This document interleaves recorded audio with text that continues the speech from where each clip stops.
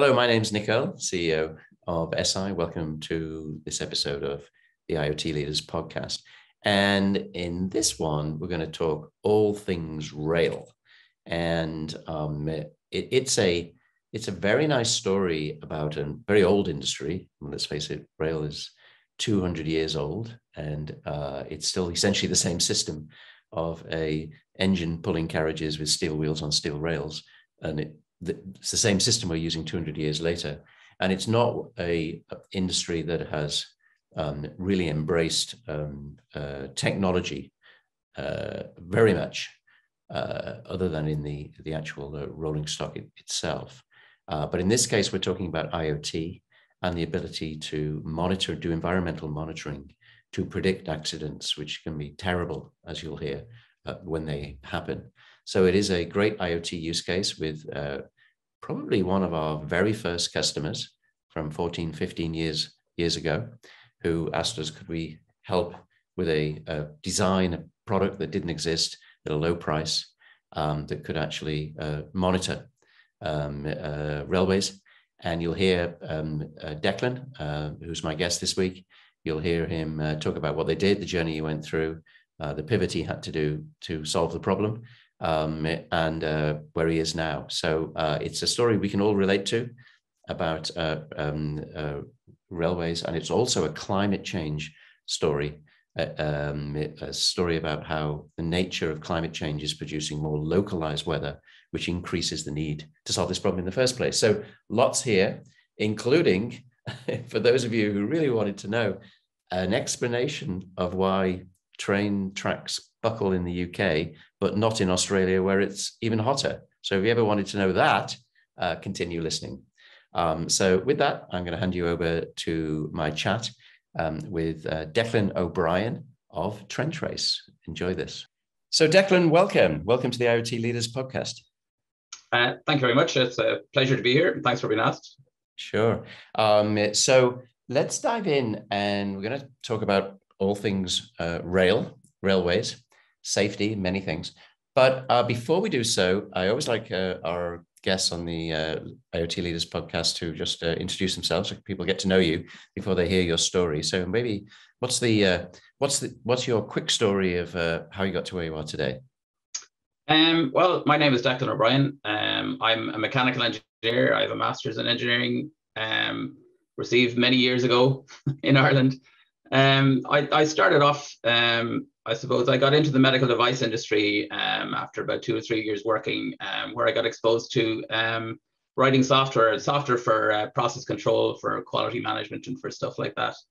And I suppose I got more into engineering systems and stuff like that, and maintenance systems. And I suppose around 2010 was when I started my Internet of Things story. I don't think the Internet of Things phrase was around at the time. It was more kind of remote telemetry or whatever it was. Machine to machine, yeah. Yeah, exactly, yeah. So it's been a kind of a meandering route to get to where we are today. We now have a system called TrenTrace that does mainly environmental monitoring, and it's based around the railway industry. It can also do transport infrastructure in general, but railways are, I suppose, where it's most at home. Right, and we're going to obviously get into that and what you've done with TrenTrace, where you're a director. So whenever you talk about railways, you have to talk about safety. And whenever you talk about safety, unfortunately, you have to use examples of where it can go wrong, because that's really what we're trying to avoid here. And so where I'd like to refer to is just to give an example from the UK, which was in 2020. And there was the Stonehaven Incident in Scotland, wasn't it? So maybe just to recap what happened there, because that's a great example of what your company is trying to stop happening in the first place. Yeah, that's right. Stonehaven was an accident that happened during the COVID lockdown, which I suppose is probably a little bit lucky. Yeah, because there weren't too many people on the train, right? That's right. There were only actually 9 people on this train. Yeah. And it ended up with 3 fatalities, unfortunately, and 6 people were injured, 3 of whom were injured relatively seriously. I suppose it happened due to what we're all kind of experiencing, which is climate change, really. And whether you believe the science or not behind climate change, weather events are becoming more frequent and nastier in their consequence, unfortunately. And just to give a background of what happened at Stonehaven was a commuter train was traveling on the track at about 70 miles an hour, and it hit a landslip. The train was derailed. The front carriage left the train and rolled down an embankment and went on fire. And the other two carriages came off the track. So when they looked at what were the causes of the accident, the first one was that there was around 50 millimeters of rain fell in the previous 7 or 8 hours. So for even for Scotland or for Ireland as well, where we're well used to rain, it's a hell of a lot of rain to fall in a very, very short space of time. When they look back at the causes for the accident, or what they might have seen or been able to foresee before the accident, they discovered that there were actually 2 previous landslips occurred. One of them in 1915, which caused a fatality, and another one that happened around 2020, where they saw that there were problems with this again. Or sorry, around 2015. Yeah. When they looked and they looked at the root causes for why the landslip occurred, because things like this, they can be very difficult to prevent all the time. But they look back to see, well, what actually were the root causes of the accident. And the first one was obviously the severe weather. So they got 50 millimeters of rain in a very short space of time. That caused flooding. The flood damage actually caused the landslip, but it also happened because of poor drainage around the area. And when they look back, the previous contractor who had been tasked with making the area a little safer along there didn't put in the drains as they were supposed to be, and they weren't monitored properly either. So a combination of those two things caused the actual landslip to occur, and hence the accident. Right. So it was you can say it was an unfortunate, unforeseeable event, but when you look back at the information that was there, they knew that an awful lot of rain had fallen. They knew that there were issues with the area. Is something like that preventable? And you can't say for sure with 100% certainty, yes, we could have absolutely prevented this accident. But you can certainly increase your odds by putting in monitoring in a place like that, because all of the evidence pointed to the fact that there's something could happen along this stretch. Exactly. And, we've talked about a lot of different use cases on this IoT Leaders podcast in over 20 episodes, I think. And one of the common themes is that by monitoring a lot of things, you can spot patterns. And as you say, we know how to monitor rainfall. We know how to monitor drainage systems. We know how to monitor where the trains are and how fast they're going, and sort of putting these this data together to predict the likelihood of something is one of the big advantages of IoT, is making sense out of lots and lots of data. So we know this is a huge issue, and as you rightly say, with climate change happening, and certainly in the UK, the last, I would say, just month, we've gone from the hottest day ever, over 40 degrees centigrade, over 100 degrees Fahrenheit, to some of the worst rain certainly I've seen, tremendous storms. So and that appears to be the new normal. So this is a really important issue, especially as people's lives and safety are concerned. So let's try and unpack the story.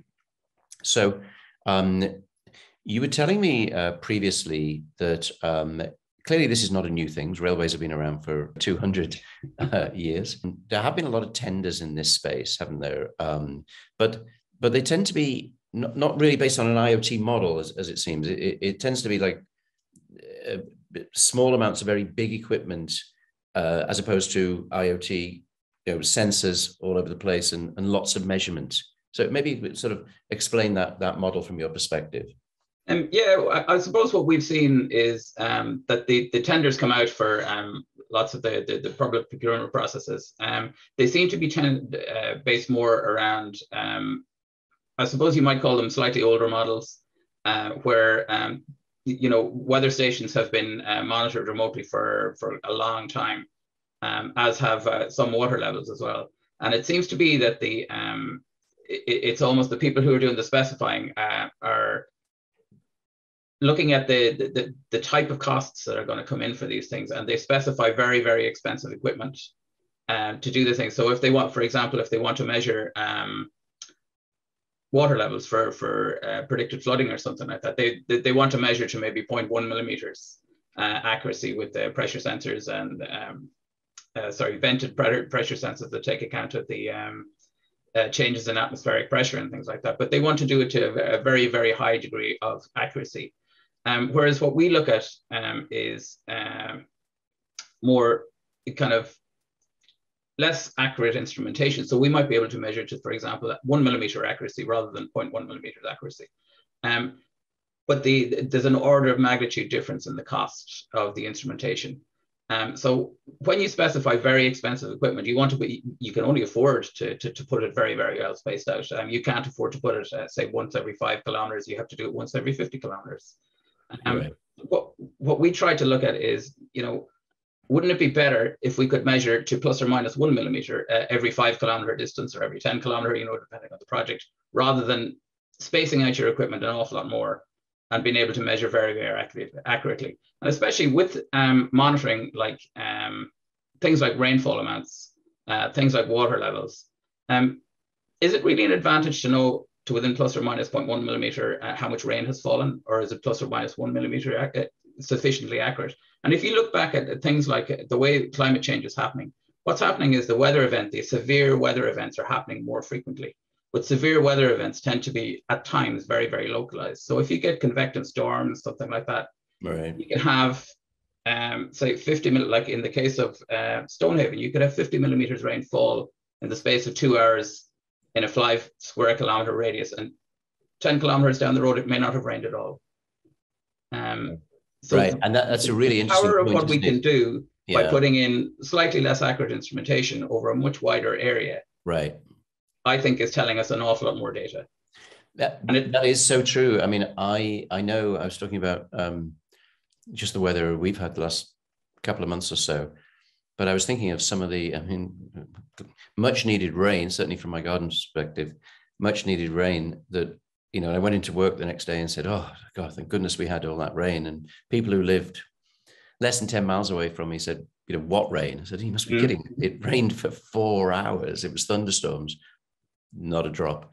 So that pattern is changing, which has implications for environmental monitoring and measurement, as you point out. So let's talk about TrenTrace and what you did. So you've had a couple of sort of attempts at getting the right solution, haven't you? So let's talk about it from a product point of view. So as I understand it, you started off with sort of something that would go. Let's take a step back even before that. You wanted to solve this problem. We're going to get into how SI helped you solve this problem and how you found us. But you had to go initially at putting something under the rail. Is that right? Sort of putting something under the rail to monitor it. That's right, yeah. We started off, like a lot of companies start off with a little sob story, where myself and a partner, we decided, or we were through a tender process, we started a job for Irish Rail to measure the rail temperature. Right. And we started off with a product that was sitting underneath the rail. Attached to the bottom of the rail was a PT100 temperature probe that measured the temperature. There was a battery, a modem, and all was self-contained on a little clip that sat underneath the rail. We had enormous problems with connectivity. And my partner I looked after the software end of it so that we could get the information into a database and display it to the user. And my partner was responsible for all of the hardware. And everything was blamed, from even the Vodafone network was blamed that we were connecting to for the issues with the data. Issues such as not being able to connect, and when it did connect, issues with the timestamp, where you can get into the technicalities of how the hardware actually picks up its time. But if you don't have reliable timestamping on your data, it becomes very difficult to do anything with it. And around that time, I met with Ian Marsden, one of your directors. One of our co-founders. Yeah. Purely by fluke. I think I'm probably one of your oldest customers, I would think. I think you are. A little shout out. I think you've been with us since the very early days. I don't know whether you have been the longest of our customers, but you certainly be with us for a while. Yeah. I think I'll claim that title anyway. Okay, because we can't prove it, so we might as well claim it. Yeah. You met him. Where did you meet him? I met Ian. I was working close to the airport in Dublin, and he happened to be passing through. And I had made contact with him previously about this project, but he had kind of missed the boat. But we initially made contact then, and he was in the back of my mind as to somebody who could probably help us out if we ever needed help. And as it turned out, we did actually need help. So I set about a little time after that. I set about working with Ian and Paul Marshall, one of the other co-founders, to design a product that we could use to actually measure the rail temperature and do it in a different way to the previous incarnation we had of the product. And we got a much better product. It was much more reliable, but it still wasn't reliable enough for what we wanted to do. So as a next iteration of our product, we decided to split it because we discovered that most of the issues with reliable connectivity were due to the fact that our modem was sitting underneath a big block of metal, which was it doesn't help, does it? Yeah, it's not the best place to put a modem underneath a big chunk of about 3 inches of metal. Yeah. So Paul, who I was working pretty closely with on the new iteration, suggested that we split and move the modem to the side of the rail and connect wirelessly to the sensor that will sit underneath the rail. So we use the Zigbee protocol to make a wireless connection, which is pretty much the same as Bluetooth. It's a different protocol, same idea. So we ended up with a unit with the modem sitting at the side of the track, powered by a rechargeable battery and solar panel that connected to our temperature sensor sitting underneath the rail. And that, once we started with that, the connectivity issues vanished. We could have our modem connected all the time. There were no issues with time. There were no issues with power because we had solar panel. And suddenly we had a good system for being able to measure the rail temperature. If I can just hit pause there. Again, I want to sort of draw the lesson from that. It's interesting the way you phrased it. We have a lot of customers, prospects, people who talk to us who say, oh, the connectivity, your SIM card isn't working because of the connectivity. And so, if it's connectivity, it must be the problem with the SIM card. And actually the SIM doesn't do the connectivity, the modem does. And it's the interaction, the firmware details. And a lot of people say, oh, I don't want to get involved in the firmware, but the firmware is absolutely key. And you mentioned just one example there, time stamping. So if you've not got the right firmware settings and you've not got a holistic device design by somebody who knows what they're doing, then actually, even if you do get the data, and in the first iteration you couldn't get the data, but then when you sort of moved it away from three inches of metal, got the data, then sometimes you can get the data, but the timestamp isn't working for reasons that are pretty technical that most people don't understand, and so the data is useless. So one of the things that we do, and it's for those of you watching on YouTube, there's a reason I've used the picture that I have behind my head, which if you're just listening to this, it's the circuit board picture, this week's picture, is that we always say as SI, it's all about the device. It's all about the device. And we even on our website recently, and I don't know whether you're aware of this, Declan, but we had a survey by Kaleido Research. They think it's the largest IoT survey that's been done. It was 750 enterprises globally, about 60% in the US and rest around the world. And these are companies with over 1,000 employees. And they asked them, if you've done a project, in retrospect, what was the single hardest point of the project? And 84% of people who said they'd already tried IoT, because as you said, it's been around for at least 12 years, 84% said, in retrospect, I totally underestimated how difficult the product is. I just thought it was a case of putting a SIM in because we've all been trained that's how our phones work. And so, we always hammering home this message. You have to start with the product, and you have to work with people who understand the product and the firmware settings and the way networks work and the clock and the timestamp. and because that is the number one inhibitor for IoT. And in fact, we're going back to hardware being important from thinking that hardware wasn't important because the cloud came, and we've seen the back of hardware. It's all about software, and it's all in the cloud. And our view is that no, when it comes to IoT, both devices and edge aggregation devices, with 80% of applications going to be processed at the edge, actually we're now swinging the pendulum back, and the hardware is hugely important. And yours is a great case study in that sense, because that was the help that you needed. You did, you're still, I guess, using Vodafone, but it wasn't Vodafone's issue. It was the device, right? That's exactly right. Yeah. Yeah. And I know, just to come back, some people think that, we'll use the cloud for our stuff, and it's a panacea or an answer to all our problems. Like, as I said before, the cloud is just a computer in somebody else's office. I just want to make sure our listeners caught that, because when we first sort of did a sync up prior to this podcast, you told me that, and I wrote it down. I thought it was the most succinct explanation of cloud computing I'd ever heard. So I got to repeat it. A cloud is just a big computer in somebody else's office. All the books that you've written on cloud computing, you sort of summed up with one phrase. But essentially, yeah, of course it is.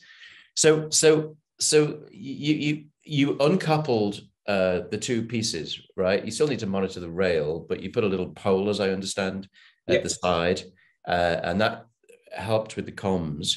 So, and then you've got this other model that you mentioned, which is smaller, cheaper devices that can be put closer together, especially because of the local nature of climate change. And slippage doesn't happen over a 10-kilometer area; it happens in a small area. So, just in terms of how it works, let's take that issue of let's take, if we can, three things. You mentioned temperature. We all have images of rails buckling, which can be very dangerous. Water, so water flooding, bad drains, and slippage. Just to explain to listeners, how do you measure those things with your solution? Yeah, so the TrenTrace solution, essentially what we've tried to do with our product, and I think we've got it nailed now, is that we can sell people the product. So it's a box that they can literally put on the side of, or they can put it on a pole on the side of a track, and they can turn it on, connect the battery, and we have all of the infrastructure done. So you guys have done the hardware design for me. I have done all of the software design. So we've got all of the intricacies are taken out of it for the customer. So it's literally pretty much plug and play, if you want to look at it that way. We measure, so we can measure water temperature, obviously. So the rail temperature is done via a wireless Zigbee connection. The water level is done, we use a pressure sensor that's vented to the atmosphere, and that will, it's literally mounted in a mounting tube. So you see in the image behind me, even just in the corner here, if I point this, I can't see it now, but in the background there, you can see one of the solar panels, and there's a water level sensor mounted just over the edge of the ditch there. And basically what it does is it measures the pressure of the water, and that's how you calculate your water level. It's very useful. We record, when we display it on screen, you can see how the water level rises and falls, and you can very, very easily build up a picture of what it should do based on the amount of rainfall that you have for a right. So you can look for unusual patterns of data. Exactly. So if it rains this amount, the water pressure should be that amount. But if the water pressure is greater than that, then it's indicative of something else happening. Yes, yeah, exactly. Like the drains. Yeah. So you can see, we know, for example, with this one, that we usually see a difference in the water, or the water level tends to rise pretty much linearly if we get a heavy rainfall event the previous day. So this is the picture that's in the background there. It's actually on a floodplain in kind of the northern half of Ireland, I suppose, and it's close to the Shannon, the big river that runs through the middle of Ireland. And what can happen is if you get a lot of rain, there's a floodplain around here that's naturally occurring and the water drains into there. But we can see that we know that if it rains on a Tuesday, on a Wednesday, we expect the water level to rise. Depending on how much rainfall happens, we can also see the shape of the drop off in that. And we know that if it doesn't follow the normal pattern, that there's something else going on. So that there are some drainage ditches blocked or whatever. Yeah, excuse me, if you measure that little and often, as you said, not just every now and again, you build up a whole pattern and dashboard, which is your sort of early warning system for the rail networks along, right? They go over long distances. The one that fascinates me is slippage. Yeah. So I understand water, I understand temperature. So how do you measure slippage or actually, better word, predict slippage? Perhaps it's starting or likely. It's almost like sensing an avalanche, it seems to me. So it seems intuitively really difficult thing to do. Yeah. So what we've done with the slippage stuff is that we use a load cell to measure the tension in a cable that's pinned to the side of the surface that we think may slip or whatever. And what we do, again, if we go back to the hardware design, to save money so that we're not sending data every 15 seconds on every parameter that we measure, we send in general every 10 minutes. But for our slippage detection, we send every 15 seconds, or we can send it once every 15 seconds if we find an issue. So what happens is we measure the value on the load cell, and every 15 seconds, we have a hook to say that, well, if it goes at 1% higher than it was as the previous reading, we know there's an issue here. So we send the data. So we can get data back to the central station within 15 seconds of any issue happening. And an issue happening can be if, in general, what happens is if you get a lot of rainfall, it can happen, or it can also happen during times of very cold weather when the soil actually freezes. And when it freezes, the water expands, and any water that's in cracks and things like that will push them apart. And very often you can get instability that's caused by that. But we can pick it up because of the change in tension in the cable. And it's sensitive enough actually to pick up when the sun comes out and when the sun goes in, because it actually warms up the cable slightly, and we can see the difference in temperature with that. But we can compensate for that because we put a temperature sensor on the cable. And again, it's because it's the same technology as we're using to measure the rail temperature. So we're almost getting it for free. The beauty of doing what we're doing is that it's probably an order of magnitude or even more cheaper than other methods of doing. Like it can be measured with a fiber optic cable where you can build up fantastic pictures of what's happening. But the problem is that you can only do it over a very small area. And if you spend maybe €1 million or whatever it's going to be on measuring the differences on an embankment, well, would you not be better off spending $1 million plus another $1 million maybe just to fix the issue, and you don't have to monitor it anymore? Whereas with our one, I mean, we could probably measure it for €2,000, and you don't need to do any remedial work until you think there's actually an issue.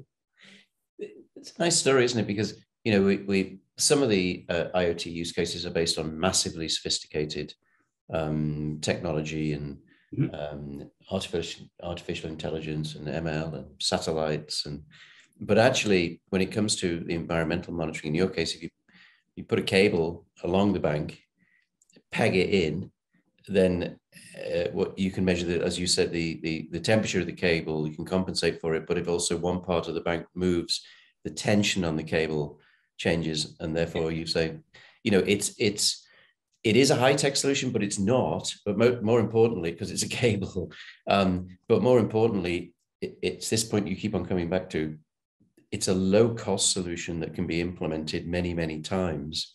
That's right. Yeah. Because the cost, and especially with public finances the way they are right now, and inflation and debt and a whole series of things, a lot of the budgets are they've always been tight, but they're particularly tight. And people saying, "Oh well, I know I need to do this, but perhaps there hasn't been an accident for a while," and there's always somebody else wanting access to the money. Whereas if you can say, "Look, if you've got an order of magnitude." Or even 2 orders of magnitude difference in the cost. And you say, well, just for a small amount of cost, you can put these things in. And yeah, you're not going to get the data 5 decimal places, but you're going to get the data. It's the sort of perfect enough model. That's Then exactly it. Yeah. it's a lot better than doing nothing. And then the human cost and the actual cost of an event. So I think it is a classic IoT, because what you're actually doing is relatively simple. In the case of the slippage, the cable, measuring temperature, and these things have been around for years. But your business model is optimized for what's happening, both from a budget point of view and from a climate change point of view. And as you said, the trick on this was getting the device and the connectivity, which is of course where we come in, and that's why we're talking. So maybe we can sort of move now to, if I let's look at the rail industry. So you have this solution, rolling it out, able to do what we've described. Now, from a rail perspective, there's lots of things that they need to look at. And as an outsider to the rail industry, if I look in, they're spending a lot of money on new rolling stock. Electronic tickets in the UK, finally, the big innovation of electronic tickets, the Wi-Fi on the train, the weather monitoring and things like that. But you're actually coming at this, it seems, from, that's sort of the train and monitoring some big things like weather.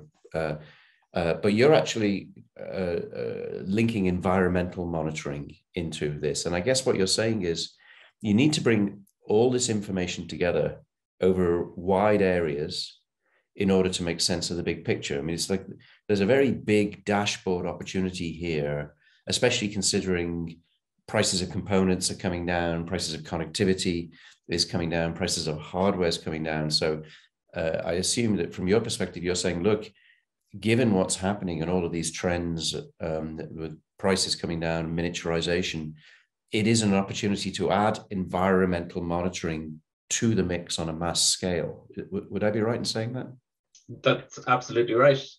The more monitoring you can get in, the more data you build up. And data history is very important for things, for example, like rail track. If you monitor the max temperatures and the minimum temperatures, and you see where your averages are, when they lay rail, they use a thing called a rail neutral temperature. So this is, you see a lot of talk about, in the UK, well, my God, we've got a little bit of warm weather here. Why do the trains have to slow down? Like, can't they run these in Australia and India and places like that? That's really right. Hot temperatures? And leaves on the track. Yeah. That's right. And I suppose, a little bit of knowledge is a dangerous thing, as they might say, and that, that, well, it expands and, they can have hot temperatures somewhere else. But the real issue is that it's the difference between the maximum temperature and the minimum temperature that really makes the difference when you lay rails. Because when you hit a maximum temperature and you think the maximum is going to be, say, 50 degrees, that's the track temperature is going to be 50 degrees.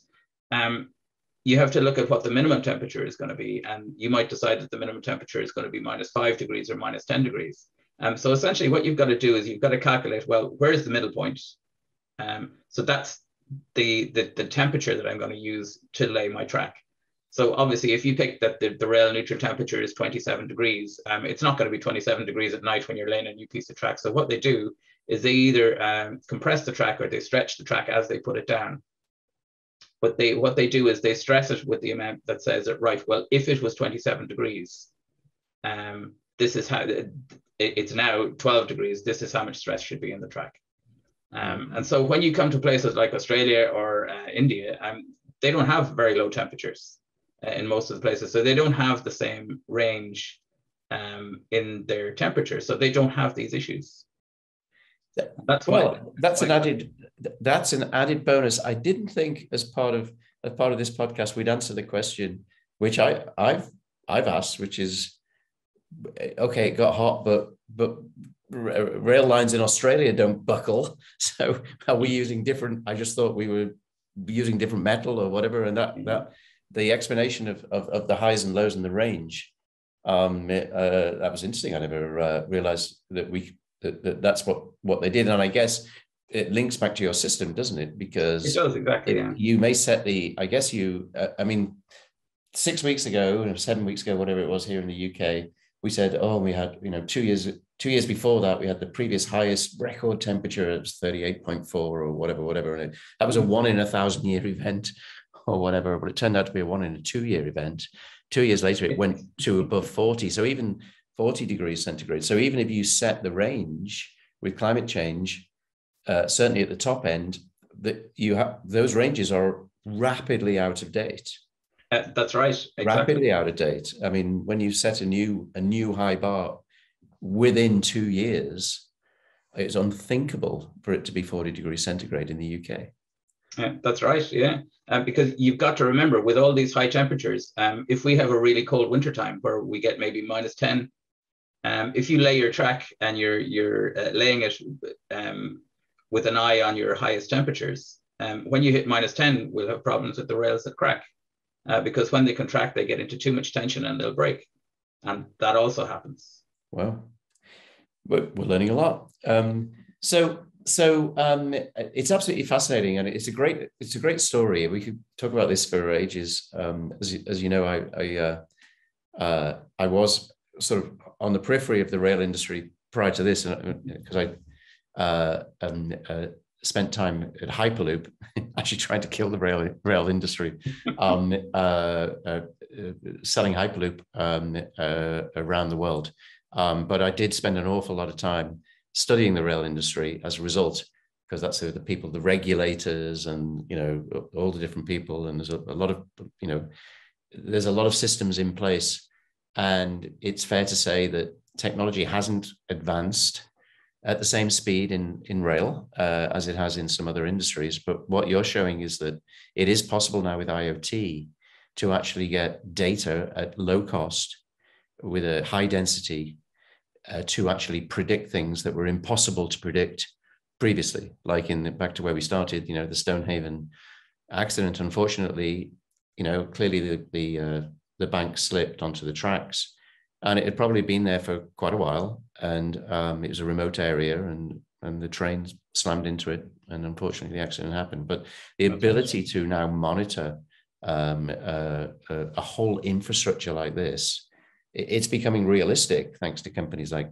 TrenTrace, your solution, just because of what IoT can do and what the data can do. And you then combine that with the satellite monitoring and the rainfall and all the other things, we actually have a chance to really predict this at relatively low cost without having to buy large amounts of high equipment and put it in every now and again. So it's a very big area and a big opportunity in a very big industry around the world, which is a problem that needs solving. So you're doing something which really does contribute in terms of IoT making a difference. So it must be quite heartening for you when you actually see these systems in place, and the fact that your data is now being used, and we really need to use that data more, don't we? Yeah, for sure. And there's another added benefit, especially for the rail industry, from a safety perspective, which is the safety of the rail personnel. I know Network Rail, they operate a policy of keep boots off ballast, which basically the ballast is the stones on which the rails are laid. And what they want to do is they want to keep the personnel boots off that, because trains hit them. Yeah, it's dangerous. In a red zone, there are trains and traffic happening, and accidents happen. So by monitoring things like, you don't need to have a guy go around and monitor the track temperature by sticking on a magnetic temperature gauge. Or you don't need to have a guy go around and inspect a culvert to see if it's blocked or whatever with debris or leaves or branches or stuff like that, to see, is the water flowing and draining away correctly. I mean, you can do it automatically with our technology, which keeps people safe. It keeps people on the train safe, and it keeps the personnel who are looking after it safe. Yeah, absolutely. It's definitely an area that IoT is going to make a major contribution, and we'll all, as individuals, feel the effects of it, because the trains will run better and more efficiently, sure, less delays, etc. Declan, we could talk for a long time, and I'd be in danger of sharing war stories from my Hyperloop days. But we'll probably, which, by the way, I failed. I kept saying to the UK government, you really shouldn't do HS2, the high-speed rail, because there's a different way of doing it. But it was too late, and it has its own momentum. but one day it'll happen. That was really, really interesting. Our time is up, I'm afraid. Thanks for being one of our, I won't say oldest, that is a different connotation, one of our longest customers, right in the sweet spot of what we do, solving the device issue and the connectivity issue. And in an area that, as we said, is massively important, and everyone listening to this or watching this will actually be able to relate to the problem that you're solving. So it's a really nice case study and great for the IoT Leaders podcast. So thanks very much for joining us on this episode. Thank you very much for having me. Okay, great. Thank you.